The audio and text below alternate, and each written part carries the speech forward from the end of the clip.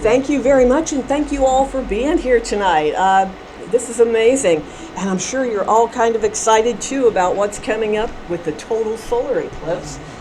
What I am going to say is, since everybody first started learning about this, I was contacted by emergency services in Indiana and Ohio. I have been doing a lot of just telling them what I've seen at past total eclipses. I have been fortunate to see 3 totals and 2 annulars, which is very little compared to a lot of my friends. But what you see in this talk also will be some of what I showed at emergency services, because a lot of it, I want you all to be aware of possibilities. So let's get started. Oh, and as he mentioned, I am the current secretary of the Astronomical League. If any of you want to contact me, any questions or anything, if we don't get to talk tonight, you can do it that way. All right, so I was going to tell you a little bit about me, but I think it's all been covered. I am a night sky imager. It's what I do, you know, it's what makes me happy, just as you all have something that makes you happy. I like galaxies. I have done this, as he said, for many years. So I have equipment that I've built up over the years, and I have a backyard observatory, which, you know, I do my imaging from quite a bit. So this is kind of what I do to keep me out of trouble and to have fun. And I'm definitely an aurora chaser. So, oh, another disclaimer here. I have a speaker hooked up, and I'm using the internet off my iPhone, and it's the first time I've done it. So if there's some glitches, I'll let you know. But let's get ready for the eclipse.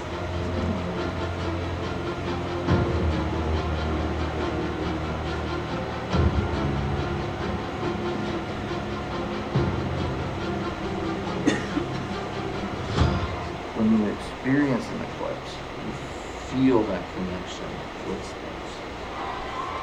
Oh my gosh! Look at the ray structure! The universe is out there and it's affecting us. We are in space. And here it comes, there's the diamond ring. And that is the most spectacular sight.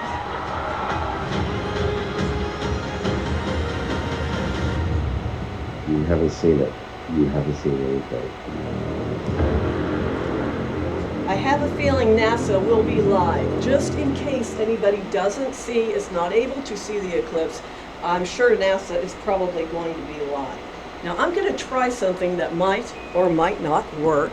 I never know, because sometimes it has and other times it hasn't. And if it skips on forward,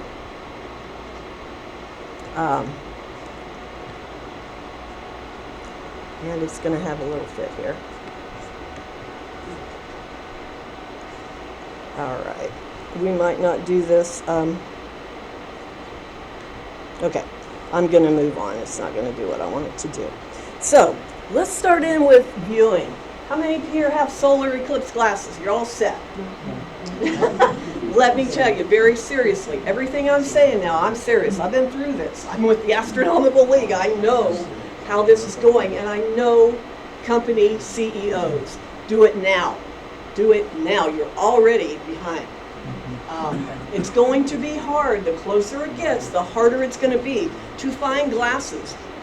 Maybe some of you remember the 2017 eclipse or 2017 eclipse. Little pair of cardboard glasses were going for $20 a pair because you could not get them. Amazon had oversold, and they had to recall and pull back thousands of glasses. Organizations, companies, people all went without them. Do it now. Do it right now. I have glasses for jewelry making, for the torchlight. Are they number 14 welding? Possibly.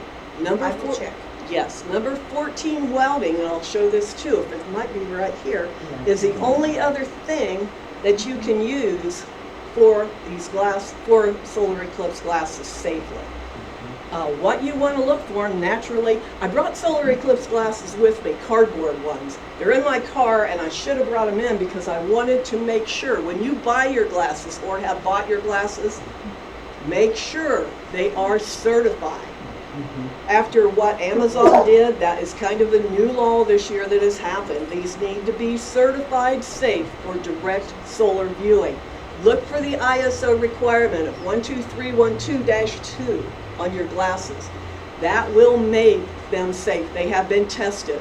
The Astronomical League glasses were tested at a lab in Ohio with the highest grades, and that's what you want. You don't want to do anything to even hurt your eyes in any way. This is going to be too spectacular, and you don't want to do that anyway. Always check your glasses and filters. Now, to check them, you can hold them up to a bright light. Look for pinholes, look for any type of tear. Make sure you do that before you put them on. Chances are they'll be just fine, but always, always check. And then we're going to go to types of filter. How many here are looking through a telescope or binoculars? Are you planning on imaging? Okay. Is this your first eclipse? Okay, I said this to you, don't do that, but I know how that is. Everybody told me on my first eclipse, don't image, and you can't do that if that's what you do. So, I didn't put any imaging material in here, but if you want to, talk to me a little bit later, and I can help you out a little bit there. One thing, don't get the screw-in filters. Hopefully nobody's got screw-in filters, unless you're going to leave them on for all the eclipse. And you have to have filters to watch the partial phases. When you get to the totality, that's when you can take your glasses off. I'm going to show you a really great way to know exactly how to do that and when to do that. So, filters, I have one cardboard round one, and they're okay.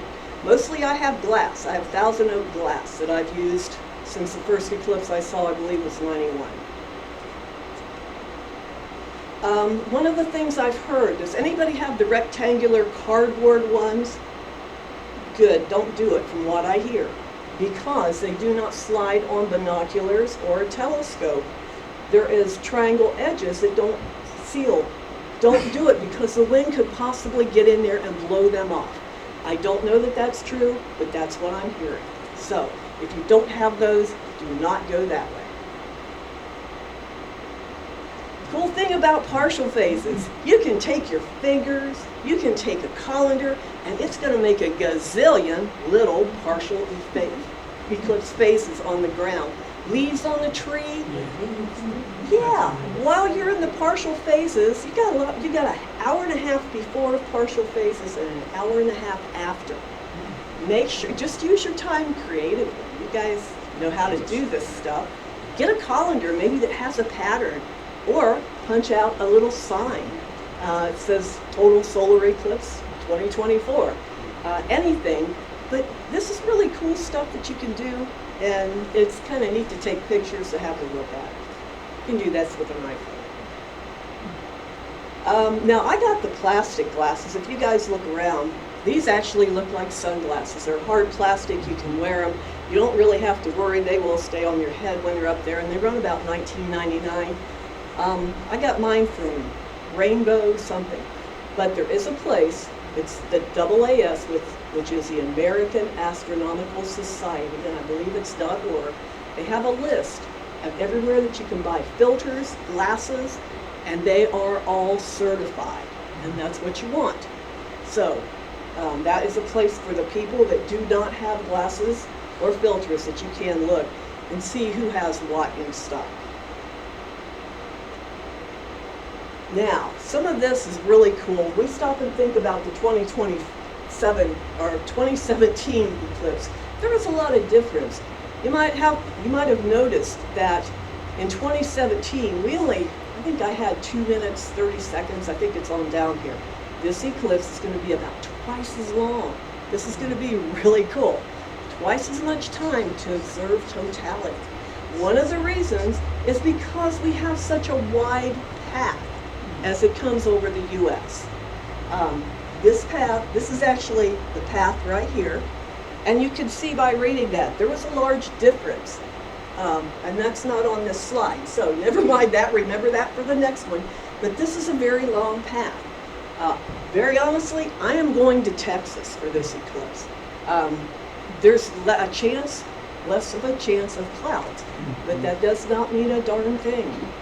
I stood in Lewisburg with the group over there, their chamber, at a year before, exactly at total eclipse time. Looking at the skies in Lewisburg, it was totally clear. Where I'm going to be in Texas, totally cloudy. Does not mean a thing. Just because I'm going to Texas, you all might be telling me about the eclipse you saw that I didn't. Just remember, it's kind of a crapshoot. You might make it, you might not. And this is where we see the 2024 eclipse path is wider than what 2017 was, and that will probably be in one of the next slides. Now, this is where I started going into some details. I was at Casper in Wyoming in 2017 for that total solar eclipse, and it was the first one really in the U.S. in a long time. So we saw a lot of what they're all thinking could possibly happen with this eclipse too. And you can see they're talking about estimates, and when I say they are the people at Great American Eclipse. They looked at all the numbers that they could get from everybody about how people were traveling, what they were doing, how long they stayed, problems they ran into, and they put all of the information from 2017 to kind of predict a little bit more about 2024. And that's where this information is coming from. So when they talk about Ohio, they're doing a low estimate of maybe 139,000 might come in, and a high estimate, maybe 556,000. And the people living inside the path, we got over 7,275,000 people living in Ohio that can walk out in their backyard and watch this. And again, here we go with how it is going to go through here. Indiana, Richmond, you see where everybody that is in the path, and if you went through the middle, that is the center line of the eclipse, and that's where you'll get the longest duration. It will be totally eclipsed, the longest on the center line. So the closer you go to it, the longer you will see totality. And now let's see if this is going to work, and I don't think it's working, but let me try. This is one of the my phone should be connected. It should go white, and it's probably not going to work at all. So it is not a big deal. What I will do here, when I talk about, this is the path, center line, down through the center. And you can see how you get a difference in duration, how long the totality would be. If you're sitting down here at Mount Vernon, you're on the very cusp here. You're just having a tiny bit of the moon go over you. Very, very short duration. But if I'm in the center line, say, down at Greenville, Ohio is very close. That duration will be a lot longer, probably 2 to 3 minutes. And I think Ohio, I think Dayton I have is 3 minutes 46, something like that. So if you're here, you're looking at maybe a minute if you're lucky. If you get to the center line, you're going across the wide part of the moon. You're going to have more duration of totality.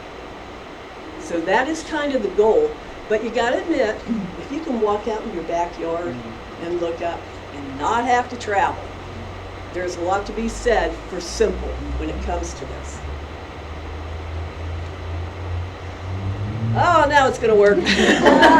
Woohoo! What I wanted to point out, check out the moon, the speed of the moon. Now remember, when you're watching a total solar eclipse and it goes total, you are standing in the moon's shadow. And that is one of the coolest, geekiest things I probably do. My friends and I can geek out with the best of them when it comes to something like this. But standing in the moon's shadow, that is just so incredibly cool. And again, here we go, path, center line. You see how close Greenville is? You see where Dayton is? Oxford, let's see, where you're about there. You're not bad at all. I don't know, I don't know exactly what your totality time will be, but I'm going to show you a way to figure that out too. Exactly for where you're at. Okay. And again, I get carried away with the speed of the moon's shadow because even watching only 3 of these, I tend to watch for the moon's shadow coming in and going by. And the reality is the best way you can do it is imaging it. Set up your cell phone towards the west. See if you can possibly get it. But because of the altitude of this eclipse, it might be kind of hard. It might be. When it is in totality, you're going to be around 3 p.m., a little after. You will be in the setting mode because you're going to be about like this. What you don't want is trees in that direction. You do not want trees in that direction because it's going to be coming down. And totality is going to be short anyway. So keep that in mind. And I brought this up because ODNR just put out a map showing where there are free places you can go around the state of Ohio that you can watch the eclipse. And you can see different areas all through Ohio where they have different parks or different areas that you can go into. And I thought that might be of interest to some people here. But I also want you to... Wow, Lake Laramie. Yeah, Lake Laramie. Now remember, it's going to be a very short duration, very short totality there because you're on that edge. You need to be as close up to the center line as you can get. But again, simplicity. If I can walk out in my backyard and see it, why do I want to have to do what I have to do to travel somewhere? Because you don't want, if there's any way possible, seriously, don't miss this. It will be incredible. Now, the one thing we need to make clear, because one of the big things in astronomy, how many times I've heard people say, oh man, it's going to be 99% in my backyard, I'm not going anywhere. 99% is no totality. It's kind of like, yeah, if you're not 100%, you are going to miss the greatest show on earth. 100%, be in that path somewhere. 99.9 ain't going to get it. You need 100%. Remember that as you look at this. And it's really weird because Columbus is not in the path. But if you go to the northern part, northeastern part, it is in the path because Columbus, well, the burbs, you know, the different areas, Delaware, Perkins Observatories up at Delaware. I mean, there are just different areas, so you really have to think about where you're going. Okay, now let's see if this works. This one's going to be, there we go. You can see in Texas, that's where it's coming in. I'm going to be right around San Antonio, Texas. I have a guest house at a ranch where nobody else is going to be around me so I can work. So Texas will be where it comes in. It'll exit in Canada. It's going to go through Canada. It's going to exit up that way. But it is a very long path. Check out the moon shadow. We're picking up speed. That moon shadow is going to be zipping. Once it gets to our area, if I remember right, we're over 3,000 miles per hour that the moon is moving. The shadow is moving. So just enjoy your time in the moon shadow. So you can see as it comes in, and you can also see, yeah, the maximum of totality. As you go further up, it gets less and less. And that's why one of the reasons also in Texas, I've got like 4 minutes, 30 seconds where I'm at, if I can see it. So that gives you an idea. This shows the moon's shadow at 2,600. And you'll find a lot of this stuff is going to vary a little bit by numbers. It's kind of hard to say if you're in, you know, Columbus, in the center of Columbus, if you're on the edge, whatever. Your timing it's not exact yet. There's areas that can be exact, but sometimes different people figure it a little bit different, and so the numbers might be just a tiny bit different. So this is basically the same thing coming in Texas, just a big blow up, and northeastern United States. And then it goes out, like I said, out through Canada. And we have a lot, because the Astronomical League, like we said, we've got 23,000 members. We have a lot of the Royal Canadian Astronomical Society coming down to the U.S. to watch this. So we have a lot of people coming in that are not living in the U.S. It would be really cool to see like on Prince Edward Island. Wouldn't it be? That would be incredible. Yeah, that would be a great place to be. Now, this is where I started working with the emergency services because, very honestly, one of the big fears is what we saw in Casper. And I don't think I've got these slides in here. I have a friend that has severe health issues. Heavy medicine's got to be refrigerated, got to take them regularly. And they came to Casper, and they decided to leave the night of the eclipse to drive to Denver to fly home. They were stuck on the interstate 10 hours. They couldn't move. It took them all that time to find a hotel to get Julie into a hotel. They had to go 2 hours off the road. The next day it was thinner traffic, but still a little bit, but they finally made it to Denver. They missed their flight and got home 3 days later. This is what emergency services said to me. We want to know what happened, what you saw. And this is the stuff we actually saw. And again, you see Ohio has very high, population, and Indiana. We have got the two high populations. And we've got a lot of stuff here in Ohio, a lot of draw for people. That is something to always remember, because as we look at this, check out the numbers. If you just go 100 miles off the center line, there's 75 million more people. 149.5 million more people that can drive into any of these states. So, they will. They will. And I'm going to be honest. Think about it. And this is me, but I'm an amateur astronomer that dearly loves this stuff. 1,000 miles, we got 298,000 million more people. But think about this. This is the last eclipse, maybe in some people's lifetimes. If you wanted your family to see this and you wanted to take everybody, I'd load them up. I'd put them in a car and I would drive them here to do that with them if I thought I would not be able to see one again. We're going to see that. I'll guarantee you we will see that too. It's 1,000 miles. We make a trip out of it. We make a holiday out of it with a total eclipse. This is another factor that they really took a hard look at, and you need to. And this is how long it took for people on both sides of the center line. You can see by the colors. I can drive to Kansas City in 8 hours. It's a breeze.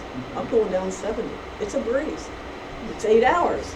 Those people can't see it up there. They're going to be coming over here. This is something to be aware of.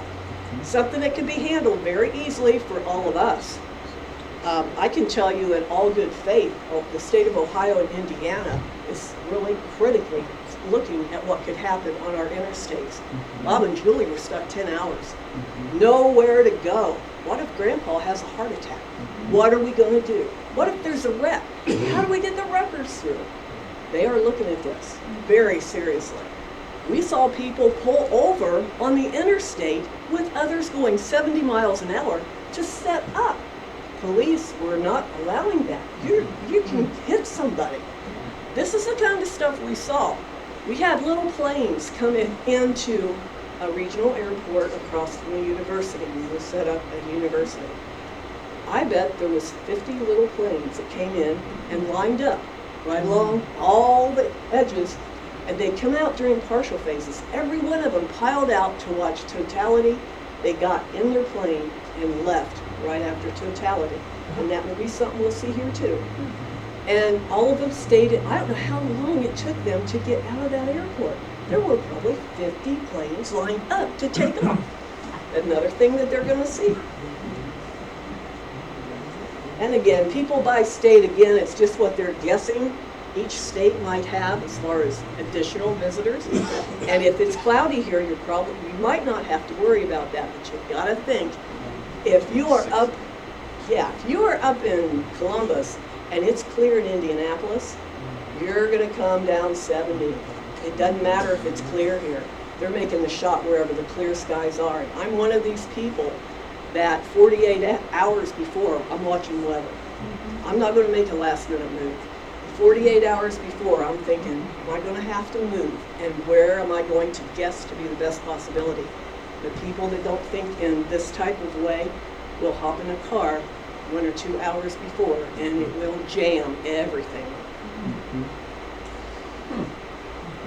And again, this is just more of the same. Texas, now, don't ask me why I'm going where there's 12 million people already at. And probably half of the universe will be there too.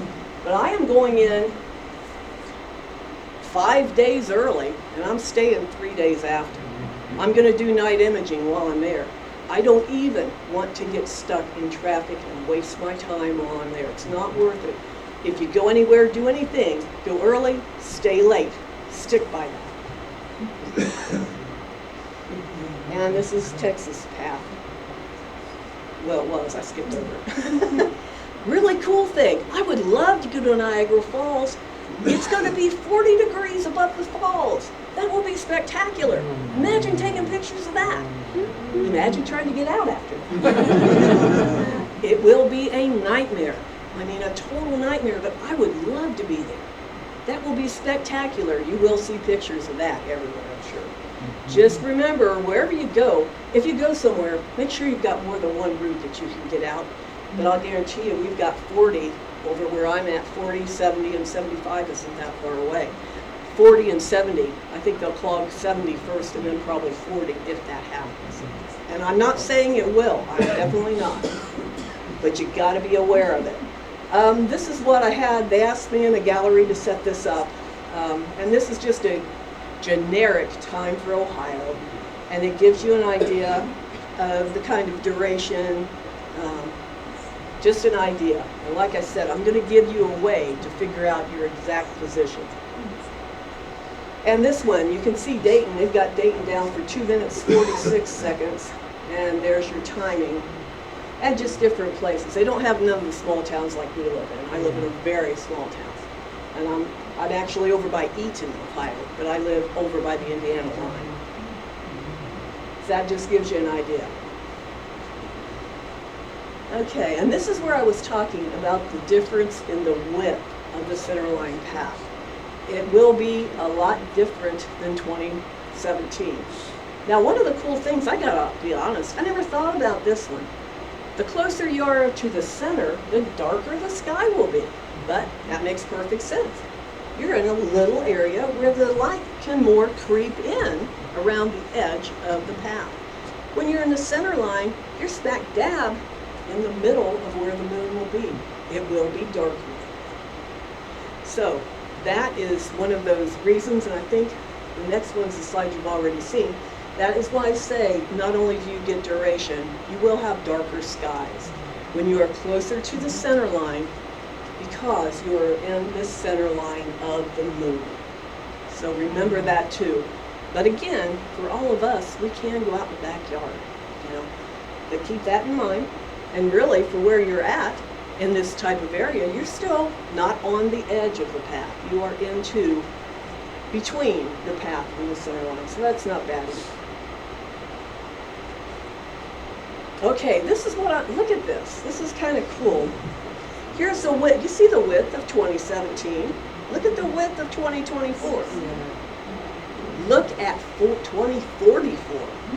Now, as we said, that's the next one in the U.S. But you notice it only goes right there. That area is going to really be impacted in 2024. We might have to flying cars by then. Maybe we. Yeah, it's really going to be something. Our next really good eclipse here will be 2045, and it's a nice wide path too. Probably a little bit wider than 2024. But that allows for so much more area to be included. We have so many millions of people that can see this, and that we'll have billions more that will come to see it. But the spacing of these is very interesting, like in terms of time. Like, I don't know. Yeah, it is all definitely timing. I mean, it just is, you know, how they do happen. There are more.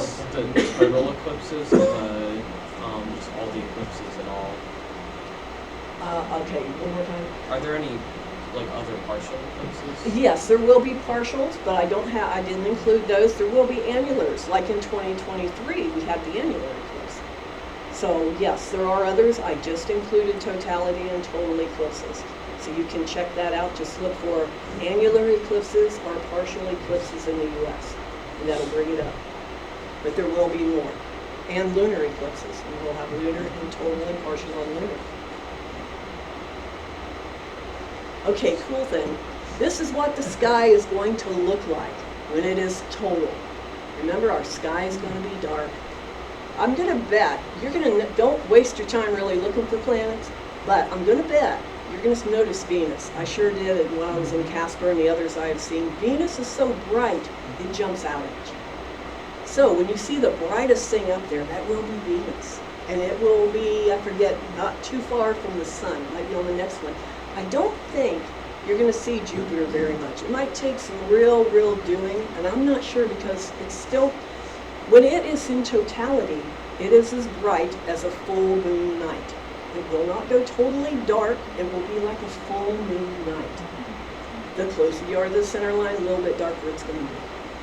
But this is what will be up in the sky, and as it says, we're in Pisces, which is kind of a devoid, a star type area. Now this is really cool. Get ready. Check this out. This is only a possibility. We have Comet 12P, Pons Brooks, that will be like 6 degrees from Jupiter. Now, to see this naked eye will be a stretch, if it's even possible. They're only making predictions that it could possibly be 5th magnitude, which would make it naked eye visible, but you're still going to have light from the sun. Just be aware that there's going to be a comet up there by Jupiter.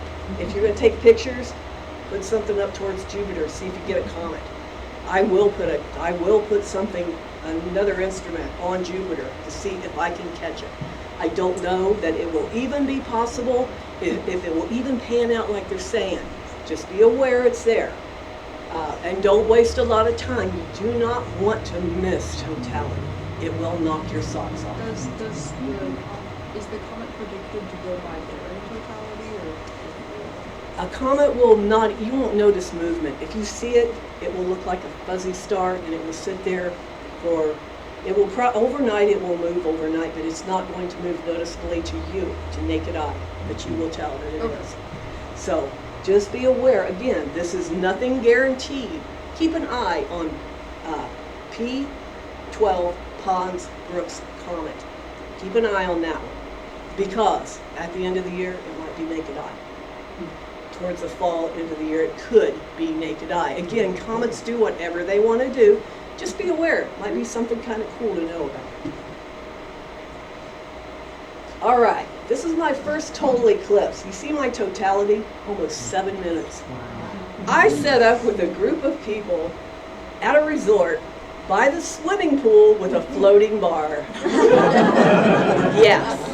I thought, wow, eclipses are great. This is fantastic. This is noon. This is noon, and it is total.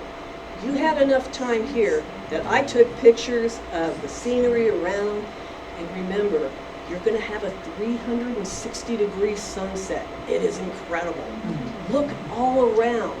The sky will be incredible, and it will go through, before it goes total, it will go through where the light turns a golden color. And it gives you goosebumps. Your body is saying, whoa, this is not right. Your brain is saying, no. It is noon. Why? Is it dark? Why are the birds quiet? Why is everything so eerie? And when it got right to the point where it was the biggest totality, one of the guys on the balcony howled like a wolf. I about died. It was great. I loved it. It was fantastic. But you get an idea. I'm at Land's End in Cabo San Lucas, and you get an idea. It is total. It is like a full moon night. 360 degrees all around you. It's going to look like that. Okay, how many have seen a total solar eclipse? Oh, some of you already know what I am preaching about here. Yeah. Okay, you know exactly, and if you think I'm wrong anywhere, you call me out on it. How many are going to travel to see this eclipse? Yeah, I can't say I blame you at all. I really can't, especially after everything I just told you. Nobody probably wants to go anywhere. Okay, this is my partial. This was I shot the annular eclipse in 2012 in Arizona. And again, you will have partial phases for an hour and a half before totality and an hour and a half after totality, roughly. You will need to wear eclipse glasses the whole time for the partial phases. But it is It's still fun to watch. Well, what will happen? Let's say it does get crowded, the roads get crowded, it gets crazy. People will leave right after totality. Once that main event is over, people tend to pack up to try to beat the crowd. And everybody does it, so it doesn't work. You know, you can, I mean, if you've done this a couple of times, you got the feel of this. You don't do this. Go early, stay late. And this is the annular. I shot, that's the page annular. You just saw the partial part. And I was in New Mexico for the annular here. Notice it is not centered yet. I am not directly on the center line. When you're directly on the center line, you get the perfect ring of fire. It's an annular eclipse. When you're off center line, it will not line up in the center. That's another good reason to be on the center line. If you're doing imaging and if you're an astronomer like I am, this is what you do. It's what you go for. And at this point, the moon, this is where it was moving over 3,000 miles per hour when I was in Santa Fe. And there's something about standing there knowing this kind of stuff that makes it even more real, that puts you down to earth. It's more of nature and what it's all about. It is honestly incredible. And Casper. Now this is really amazing. This is Casper in 2017. I had 2 minutes, 26 seconds of totality. Now I was doing a workshop out there, and I get this message. It says, here's what NASA predicts the corona is going to look like. I'll be darned, it was perfect. 2 days before the totality, they showed us the perfect image of what totality would look like around the sun. They will probably do that again here, and it'll really be great to watch for this. Keep that in mind because I have signed up for newsletters and information since I'm a JPL ambassador. I sign up for all this. Make sure you sign up. Or maybe it might even be on the news, but I didn't see it on the news. But they hit it spot on. I could not believe they could do that. But they can do all kinds of things anyway. So it is incredible. Okay, viewing locations. You guys are going to be in Ohio in your backyard. That's all you need to worry about. I've got a lot of friends visiting family in other states, which is a great idea to go and do. All right, here we go. Now, this is what we came away with for the emergency services. Okay, the roads are cram-packed. Think ahead. A week before, go buy water in Casper. We couldn't find bottled water. It got that bad. But luckily, I was with a group of 8. We all brought 2 cases of water. We were set. Buy an extra case of water. It's not gonna be bad. I'm in the country. Or there, I had nowhere to go. Just be aware to have some water in the house if you have to do it that way. Gas up the car. I made a mistake there. I wanted to drive. Even the day before, people were starting to line up at the gas stations. Fill your car up a week before, a few days before, just in case. And weather conditions, that's going to be a large part of it. But remember, if it's clear one place and at point A and point B is clear, they're going to go right. They're going to go right down to 70, even if it's cold. Don't plan on going out to eat. We waited most places for 3 hours to get a seat. That's nothing. And like I said, gas. Just gas up, water. You can do this. I can hang out at the house for a couple of days, let the traffic pass, and you'll be fine. Just be aware of all of this. It could happen, it might not happen. I don't know. Just be aware of it. So, here's that. Now, look for details, because you're going to be standing there with no glasses on when it's total. This is actually my Bailey's beads. I consider it a diamond ring too. I shot this in Casper. Look at the prominences. I'm telling you, I could see those naked eye. When you looked at the sun, you could see these naked eye. You see the photosphere. You see the little bit of red? That's the photosphere. Inner corona, that's what all this is. Prominences, the red. Bailey's beads. What this is the moon is coming over the very center of the sun.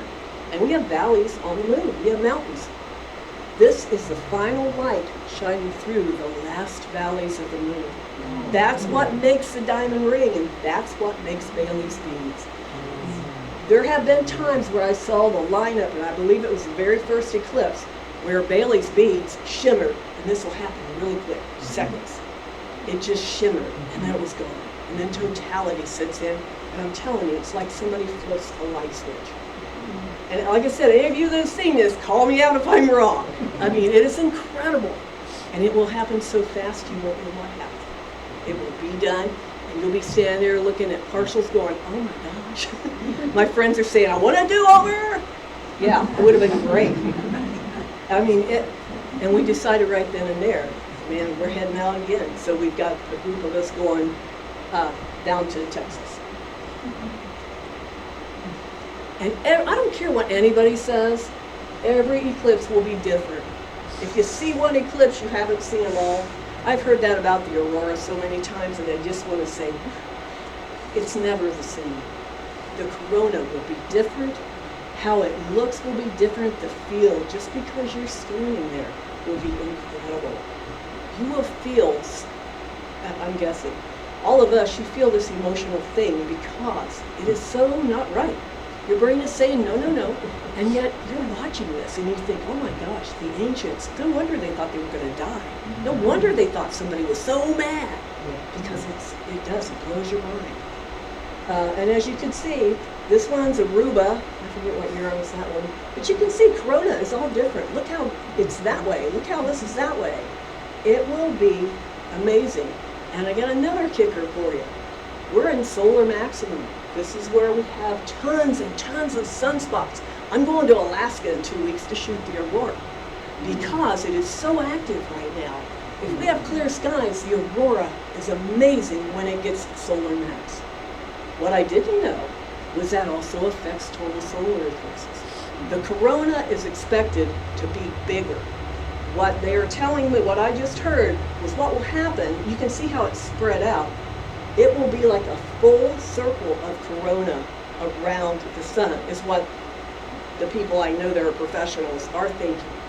That it will be bigger, it will be heavier, and possibly all the way, I mean just all the way around like this, is what I'm hearing. Again, I don't think anybody but NASA can predict that until a couple of days before, but this is what they've seen on past solar maxes.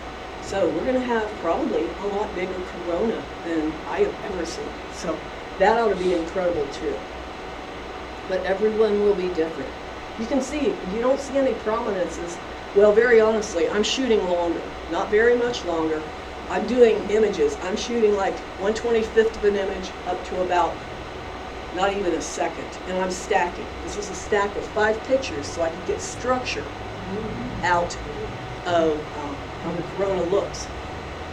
You can see in Aruba, I wasn't quite as savvy, and I'm still not good enough with the process. But we still, this is a single shot. This is 5 shots stacked for the sun. It's always different. Never pass up a total solar eclipse if you can go. Okay, tips. I think I've covered them all, really. Full moon. If you're going to use any kind of imaging equipment, anything you're going to use to watch this, the full moon will be the same size as the sun in your binoculars, in your telescope, whatever you look through. Look at the full moon. But remember, if you want to see the corona, that corona is also going to take more space in that frame. So, full moon is the same size as the sun in a telescope, binoculars, whatever you want to use. Remember to allow room for the corona. Good. Okay, and again, that's how I practice with lenses. I use the full moon, and then I also practiced on the sun. But every time, you do something like this, you think, okay, do I have the right stuff to do this, or what stuff do I want to use that I have that I can use? So always practice in the beginning on the full moon, but always practice with your filters on too. Make sure you do the filters on and do some solar work before the eclipse. And again, you leave room for the corona. Decide what you're going to do, and most of you are probably just going to kick back on a blanket or a chair and just soak it in. Honestly, that's the best thing to do unless you're a photographer. You are not going to let that opportunity go by. You're going to shoot it. I understand that. And seriously, guys, get your filters, get your glasses now. The time is coming. I'm in contact with one of the biggest dealers And he said, we're almost out. The Astronomical League went through 200,000 pairs in 3 months. We are totally, once what we have is gone, we're done. We're not going to have any more eclipse glasses. Everybody is looking at it like that because they don't want to overbuy. And it's going to come down where we're probably, possibly, going to have a shortage. Do it now. Wherever you can get glasses, wherever you can get filters. Seriously, do it now. Lodging, you're not going anywhere, so we don't need to worry about that. Start early, stay late. You know, you're at home. You can stay all you want. No worries about that either. Okay, this is me in, this is 2017. I got 16 minutes and 55 seconds in the moon shadow. Like I said, we all have fun with this. But this is the setup we were using. There were 8 of us. And if you look over here, I kid you not, there's 800 people. 800 people from our conference set up over there, and we said, nah, we don't need people shoulder to shoulder. We went across the way at the university, and we set up on this little dome. So nobody would be in our area very much. Not that we're not antisocial, we like people. But when you're imaging and you're trying to do something, you need the space to work. So this will be an incredible time. Okay, you got to get this. You need, does anybody have it already? Everybody got an iPhone or the other brand, Samsung, the off-brand or whatever. Yeah, this is available in both. I'm telling you, get this. Now, I have it on my phone since it's not working well, it is working. I don't have anything else. We're going to let everything else go. I used this in 2017, I kid you not. This is great. You don't have to worry about timing anything. It will time everything for you. It is called the Solar Eclipse Timer, and it will do it all. When you first open it up, the app is free. The app costs nothing. To get the data for the 2024 eclipse that you will download into that was $1.99. I already downloaded it. It is so much worth it that you will not believe it. Let's see if I can get me to where I need to be. In 2017, practically everybody around me was using this. What it does, and I'm going to try just playing it through my phone and see if you guys can do it. What you are going to hear, well, I'm going to run through this first, and then we're going to do the practice session. Right here is all the different data packs you can get, and like I said, they're $1.99. And 2024 is on there, yeah, right there. And it is already on there. Okay, I'm going to run you through the practice video because this is real. This is a real recording from a previous eclipse. This is the creator that did this, and it is incredible. What you're going to do right up here is a little GPS mark. This app is going to find wherever you're at, and it will time everything out for you. You will know second contact, third contact. You'll know when to put your glasses on and to take your glasses off. You do not have to think about anything except listen to the app. And this is all the videos you have to help set it up, and it's really not hard to set up. And you can contact him if you have trouble. So let me try to run you through this. Let's see what it does. Okay. And this is going to take a little while. Well, not a little while, a few minutes.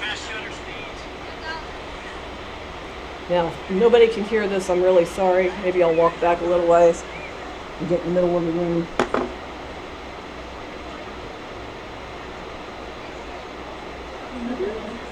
You're going to hear all kinds of comments. 60 seconds. Observe for shadow bands. That is who's talking, and they're going to tell you. Listen to them. See them? They're very faint. I've never seen shadow bands. Does this look like analog phone? Sorry? Analog phone works? I don't know. You might want to research that. I really don't know. I know it works on Samsungs and iPhones. 30 seconds. Hands on camera filters. If you're visual, do not pull your filter off that early. For photographers, I do. 20. Remove camera filters. It's going to tell you when to take that filter off. 15. 10. This is the way it is in a crowd. 5, 4, 3, 2, 1. Glasses off. Glasses Glasses off.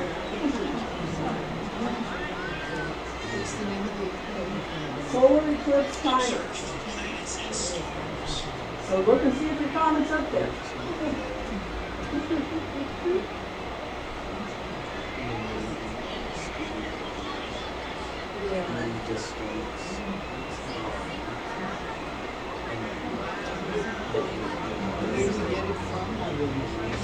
I got mine on the Apple Store, wherever you get it.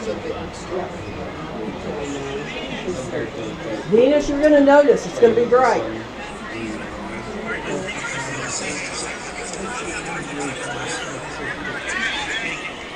Max eclipse in 10 seconds. Tells you when you're max eclipse. 5, 4, 3, 2, 1. Your eclipse is half over. Yeah. Observe the horizon. 360-degree horizon. Do these Ew, things that yeah, don't you get forget. so excited you forget.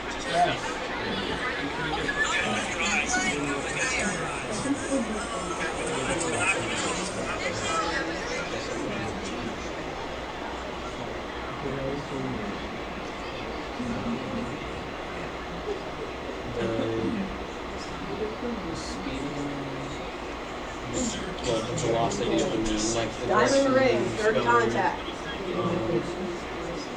Yeah. 15. Totality's going to end. The like 10. Get your distance. glasses. Get your glasses. 5, 4, 3, 2, 1. Glasses on. Glasses on. Glasses on. You see what I mean? Get this. Hang on, let me shut you there. What are the moon bands or something? Shadow bands. Let's see if I put that on my next. There it is. My next slide. Shadow bands are, yeah, they're extremely hard to see. And they don't know exactly what shadow bands are. They just know they happen. They're thinking there's something like, you know how it is when you open your car door in the summer and you see that wave come out? That wave of shadow, of heat? They're thinking it's something like that, but they don't know exactly what they are. The thing is, you put down the white sheet. That's the only way you're going to see it, is have a white sheet, a white wall, and maybe you might see a faint gray ripple of lines. And that's what it is. I'm going to try this since I'm going to have space to work.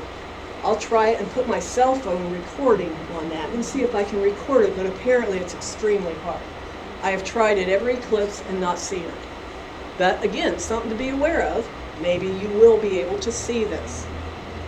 So I think this is more of a, okay, let's don't start this.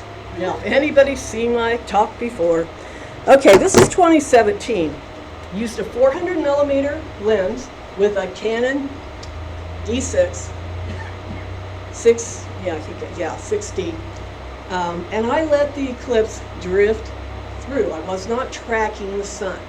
I let the eclipse drift through that lens. Now, I also practiced a whole lot and made like 20 bazillion pictures before I did this. I made the #1 mistake. Always. I'm preaching, yeah, you're the only one that's going to image. Change your daggone memory card. I didn't. Go to the bathroom, all of you. 15 minutes before totality, go to the bathroom. These are things we tell people because it's honest. And if you got kids, make them go to the bathroom. Make them. We've seen that too much too. Change, if you're imaging of any site, change the memory card. What you are going to see is the 2017 eclipse. I'm going to walk you through it. You're going to see partial, you're going to see the first diamond ring, and then it's going to just go away. So yeah, it was one of those things. I was working, I had 3 systems running, and I have all the, my 8 friends around, and we're kind of talking, and all of a sudden, it was time for totality. And it was like, oh my gosh, I realized this stopped. If that happens to you, let it sit, watch the eclipse. Don't lose, don't lose the visual, because I'm telling you guys, this will be incredible. So here we go. I pulled the lens off 20 seconds before. This is a reflection. The eclipse is down here. As you can see, I had very high, thin clouds. You're going to hear us all yelling and screaming. But this is actual time and real ones. Oh, wow. You're going to hear me say, look to the west. Oh, west. Look at the west. Here we go. See it right here? Here's your inner corona. Diamond, yeah, right now that's like a huge diamond. It's gonna, and you can see the clouds are clearing.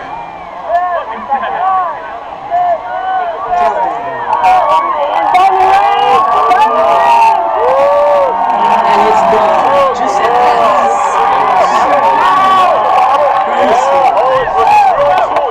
This is video, so I didn't reset the shutter speed. It's a short speed, but you can see where we've got the edges, where it flares out. Even at that short speed, stock Canon camera. Oh, that's awesome. Wow, 400 millimeter lens.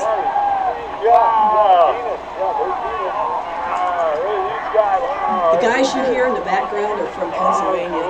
They were singing "Here Comes the Sun" by the way. But you can still see the prominences, and you saw those naked eye.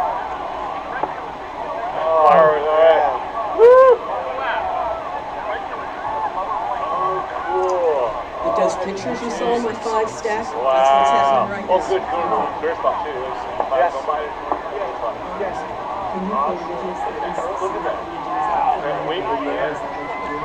Actually, the video is very separate. So it's taking signals over here and then go back and turn to the model. yes, you can do that. Oh, cool. It's going to go away shortly.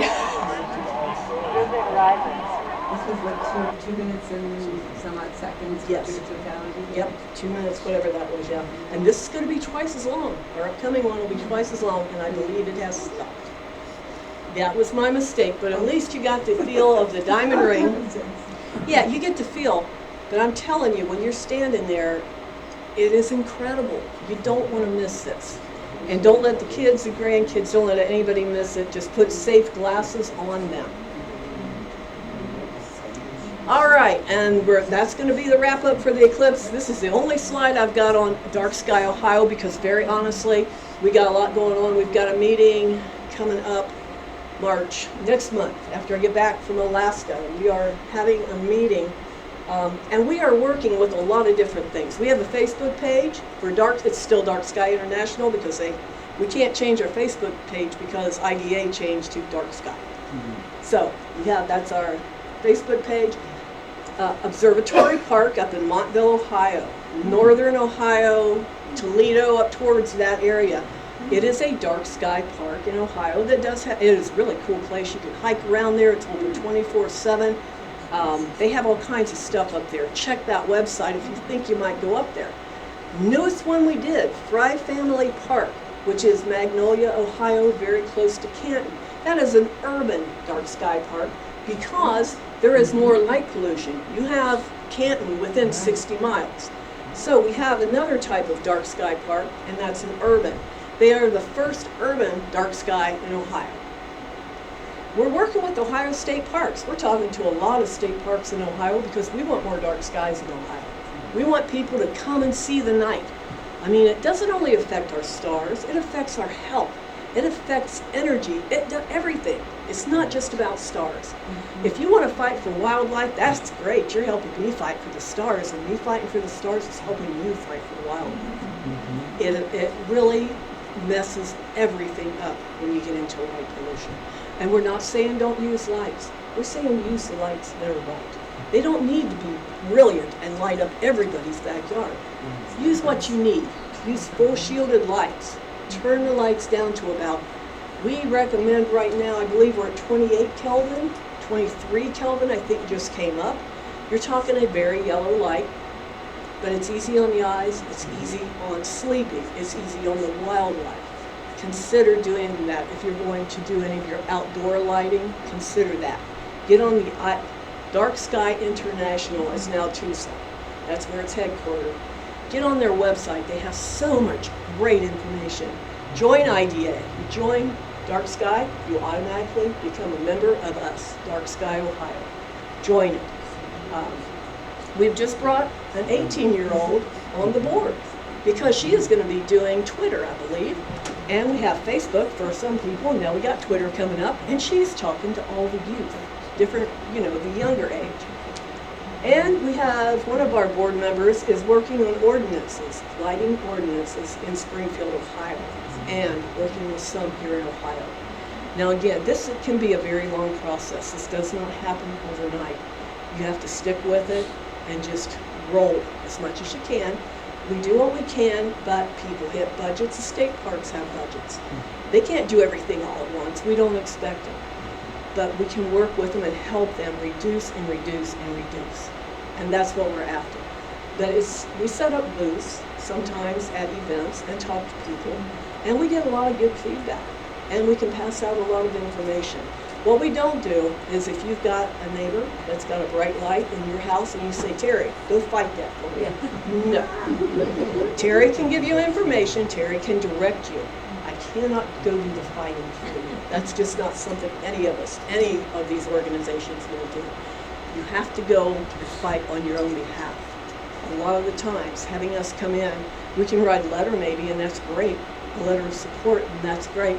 But you have to fight for your own property with your own communities, your own cities. You have to fight that yourself. And this is where I think I'm going to end at. But again, check out Dark Sky International and check out Dark Sky Ohio. We are on Facebook. Oh, I'm sorry, we're still International Dark Sky Association on on Facebook. So I think, yeah, that's it.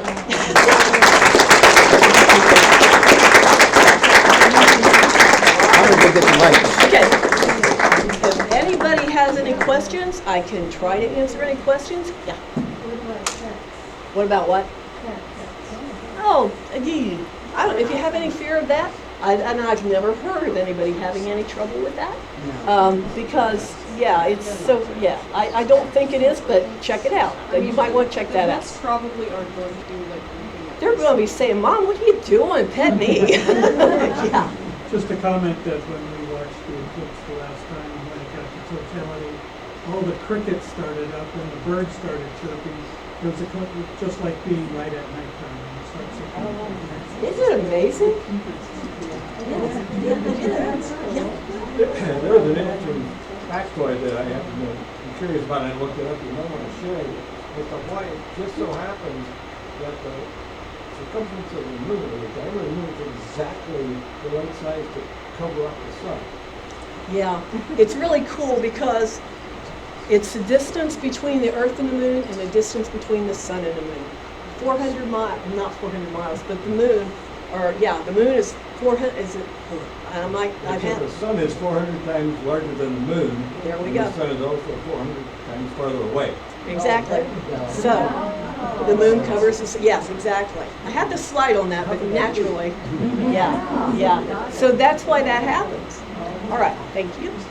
If it's partially cloudy or overcast, what could we expect? Okay, well you saw I had thin clouds. Yeah, I saw that one. I could still see this naked eye. It's when you really can't see anything. Now, what the temptation I think will be is if the clouds filter the sun to take the glasses off too early. Don't do that. Don't do that. Don't even chance that. During totality, it's going to be off. If you can see, your glasses will be off if you listen to the timer. You'll be safe at any point, but with thin clouds, I could still see clearly. I could see all that clearly. I didn't even know it cleared, very honestly, until I watched the video. You still see that. It's when the clouds are so thick, you really can't see anything. But it would be just like the sun. You know, even this afternoon, you could see where the sun was at, but it was blurry. You're not going to see the detail. You're not going to see the streamers. You're not going to see the prominences unless the clouds are fairly thin. But still try. If it's cloudy here, still try. Do what you can. You will not be sorry. And if anybody's interested, they've already asked me to come and speak at Garber and Lewisburg in May because they want me to do a post after the eclipse of what all happened in Texas. Now, if nothing happened in Texas, I'm going to come back to all you guys and say, hey, I need help. I didn't see a darn thing. So, you know, but do what you can to see it. You will. This will be so unbelievable. You will not believe this. It's incredible. Anybody else? All right. Well, thank you so much for being here.